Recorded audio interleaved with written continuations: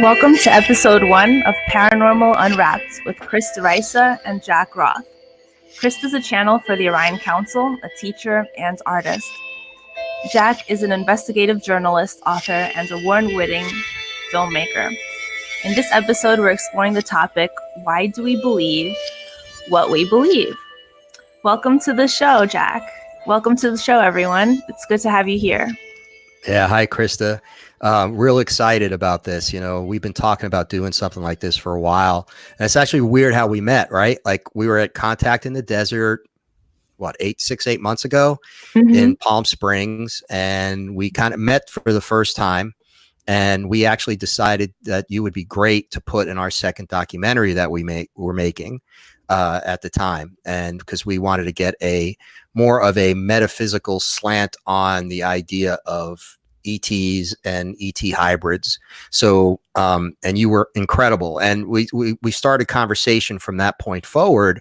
And we realized that between your experiences and your metaphysical kind of understanding and my journalistic kind of background and the research I've done with the paranormal and ghosts and everything, that this would be a really cool show. So basically, right, we're going to unwrap these mysteries. We're going to talk about them. We're going to ask our audience and challenge them. What if this is true, right? Imagine if this is true.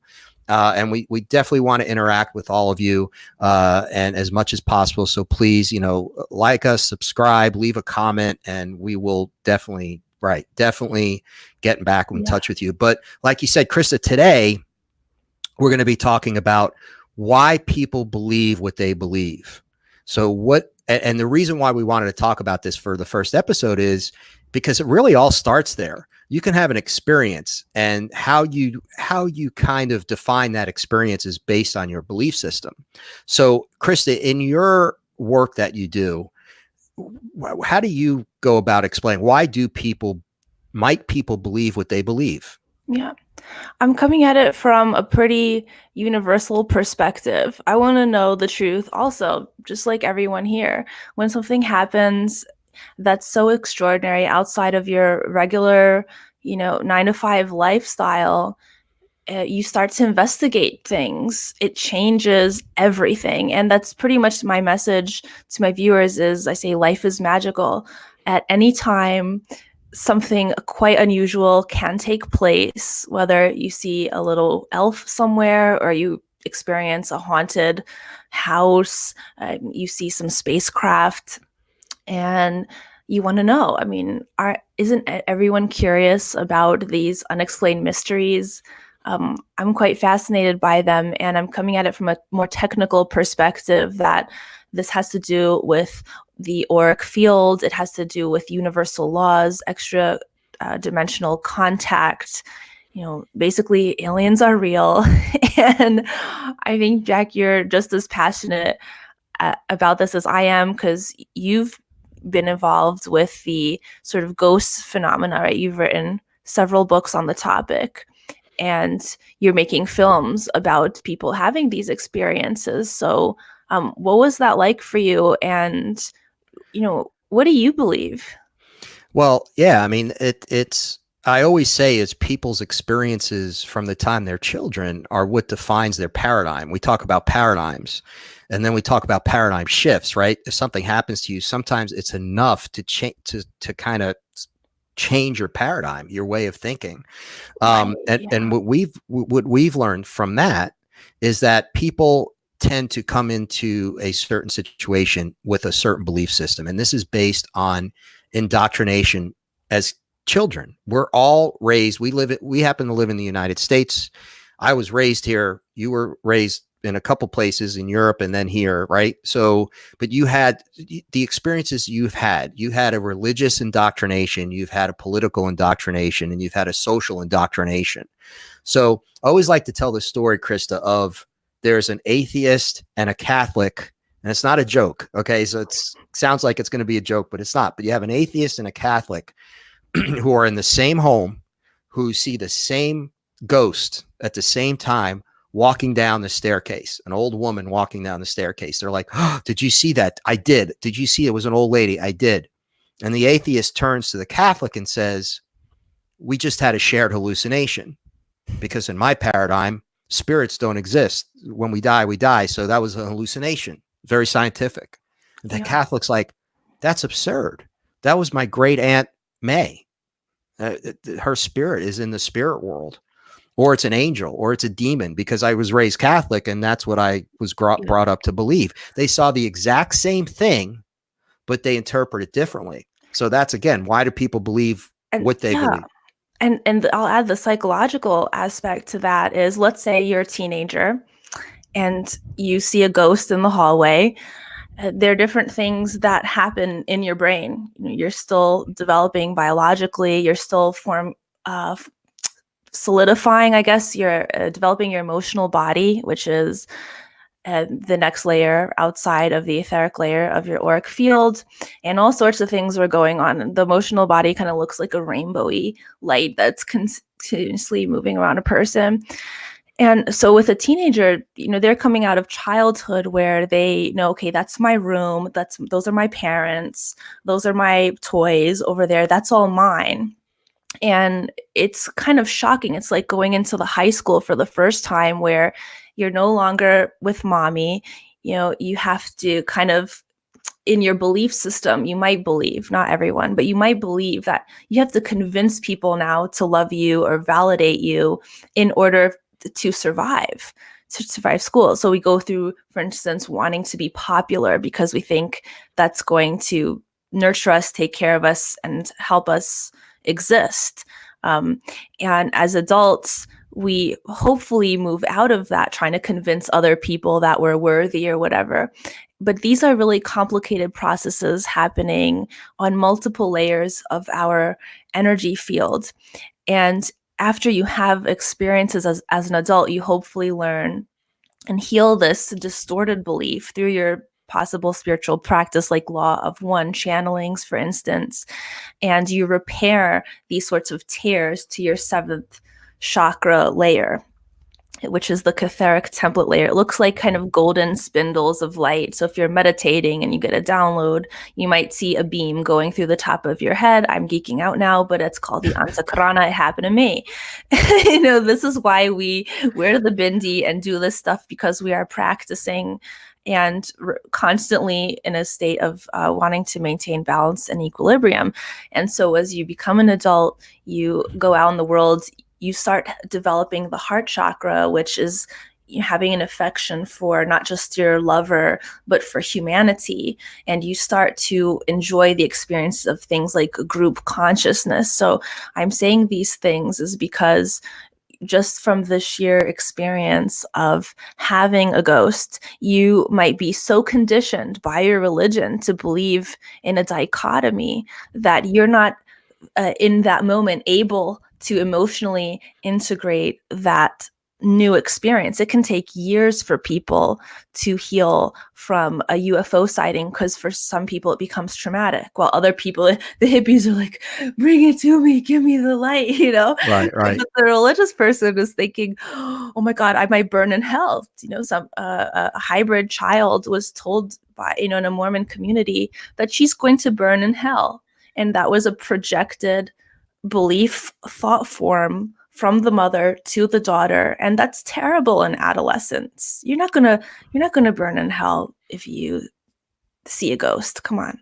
Right. And it's unfortunate that it's more of a, you go back to the witch trials and the Puritans, and if someone did anything that was out of the ordinary, they were a witch and they were a demon and they had to burn at the stake. I mean, that's unbelievably awful, right? And it's a bit primitive.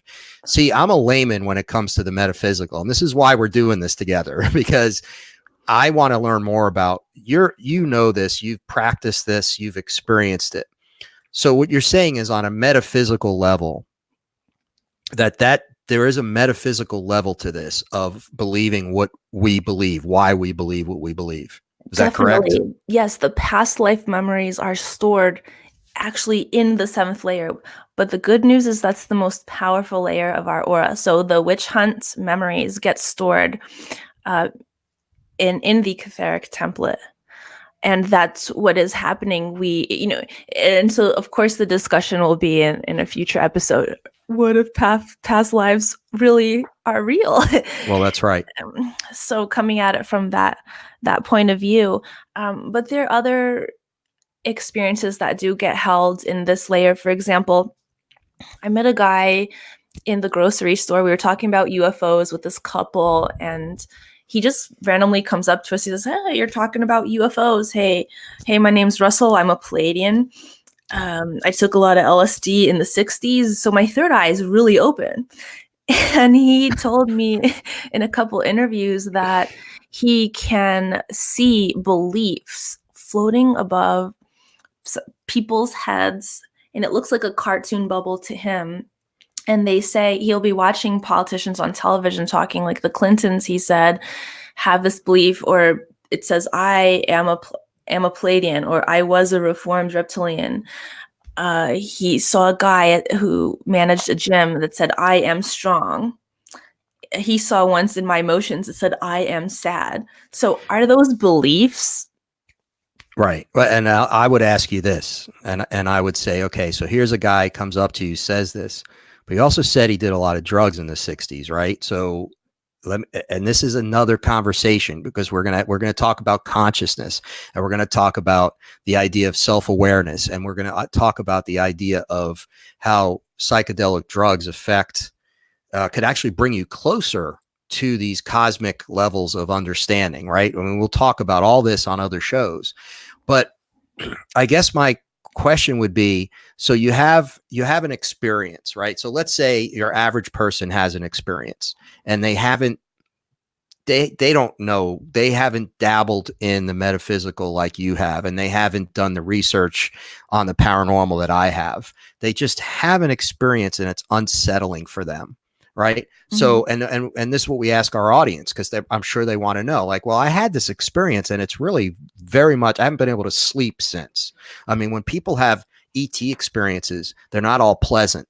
And in fact, when people get abducted, it's actually a very unpleasant experience, and they really have a hard time wrapping their heads around that. Same with ghosts.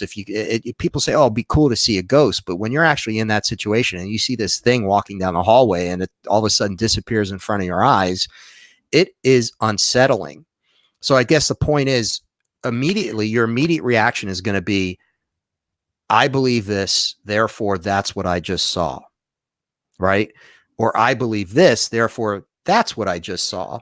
And it helps you to it's not only determining what you think you saw, but also, doesn't it also determine how you handle it, how you deal with it, how you navigate through that? So in other words, if someone has an experience where they have an ET experience, and they're faith, they're people of faith, and it's like, well, I was brought up this way, so what could those ETs be? Would God, the creator, allow for life on other planets? And maybe they say they come to terms with, God would be okay with life on other planets, of course, because it's all about life in the universe. Therefore, it's okay that I saw an ET because it fits in with my paradigm. Does that make sense? It's kind of a strange thing, but I think from your perspective, that metaphysical, that when you talk about chakras, and there are forces that we don't understand yet, that a lot of people don't understand, that are actually affecting this, correct? That are affecting our Yeah, beliefs. yeah, exactly. It's really a topic that we are,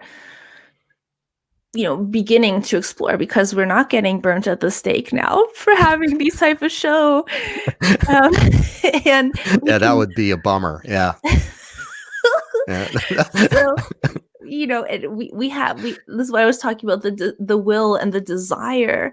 It really starts with that wanting to know, and the curiosity. The Orion Council beings I channel always say, in the latest message, they said, become curious again, like a cat, and return to the topic at some point. It's called integration, which is in a sense of Palladian teaching. But I do want to, because we have a couple minutes left, and I really want to answer this question for some of the hardcore spiritualists who are, full into this, and they kind of understand that through developing their spirituality, they can have things like, um, seeing auras or remembering their past lives, and becoming humble to ascended teachings, these sorts of things. So just to kind of answer this for those people is, with a seventh layer. And if you've come across the Law of One teachings, they talk about spiritual distortions, and that sounds so scary. Oh, no one wants to be spiritually distorted, but because we live life in this dimension, we can get little rips and tears in our system. And for example, and this is from Barbara Brennan information from Hands of Light, is let's say a person has the astral body desire to be superior for some reason. Like, let's say a guy, he had an abusive dad, and he thinks that he has to be superior to defeat his father. So that's in his astral body. And he has the mental body response to that if he's not superior, he must be inferior, because the third dimension typically splits these higher downloads. Like, your spiritual teaching tells you you're good, you're God, you're full of light, but that person decides that they're going to be better. And this is very common in spiritual communities. It's called the Messiah complex. I have a video about this. And so what happens when they start to think like this, they incant that so that it becomes a belief in the seventh layer. They begin to block the sort of celestial love, that universal connection, and it weakens the seventh layer, which kind of looks like a light purple for someone developing that around their crown chakra. And we can't loop these beliefs for too long. We can try to fool ourselves from these sorts of universal truths. But what people tend to do is create this mental impasse, and that can create, for instance, a fear in the emotional body. Like you said, it can be traumatic for people, unsettling, you said. And we decide to, push it away, not address it. So someone in craniosacral therapy would agree you can kind of put it in an organ or in the endocrine system to process, stuff it into your subconscious. And that creates a blockage in your etheric field, which can actually result in physical illness. So let's say someone stores that in their solar plexus. They might begin to consume an acidic diet, which can lead to an actual ulcer. So not to frighten anyone, but the quickest answer I have for all of us here is just remember the Pleiadian fifth dimensional teaching of developing that love. And for the Christians, if you love Jesus, that's totally awesome. If you don't associate love with anything other than, the color green in nature, you're awesome. There's so many ways that we can go about integrating what just happened. And yeah, I think it really does, begin with this discussion. That's also the fifth chakra, the communication of the divine will. Right. And that's great advice. Like, see, that's what we want to do. We'll have more conversations about this, because I think it obviously deserves more time.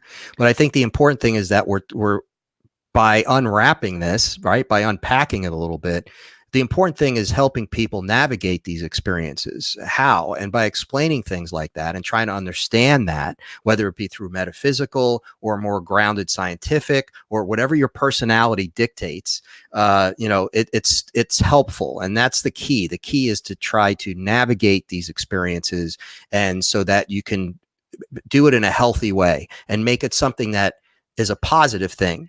As opposed to a negative thing. And it's all about having an open mind in the end, right? So that's again, we'll talk about all of these things more. But for now, I think we're winding down here, Krista. So Yeah, totally. we do want to a couple things. Please, watch us. Comment. We love the comments, and click on the bell so you can subscribe, and so you don't miss a live show with us. We're going to be doing plenty more of these. And down here on the bottom, you'll see there's some links to where you can find more information about either the films that we're making or the books that we're writing and other information like that. And Krista, any final words? Yeah, if you guys had some strange experiences, you stay tuned to the next episode, because weird things can happen, and you never know, your neighbor could be experiencing something, levitation and whatnot. If you've seen ghosts, you have a friend who's interested and passionate about ufology, cosmology, shamanism, we're exploring these with Jack, and you guys obviously, yeah, hit the button below, and we're looking forward to seeing you in the next episode. So thanks so much for watching, and we'll see you guys on the flip side. Thanks, Jack. Thanks.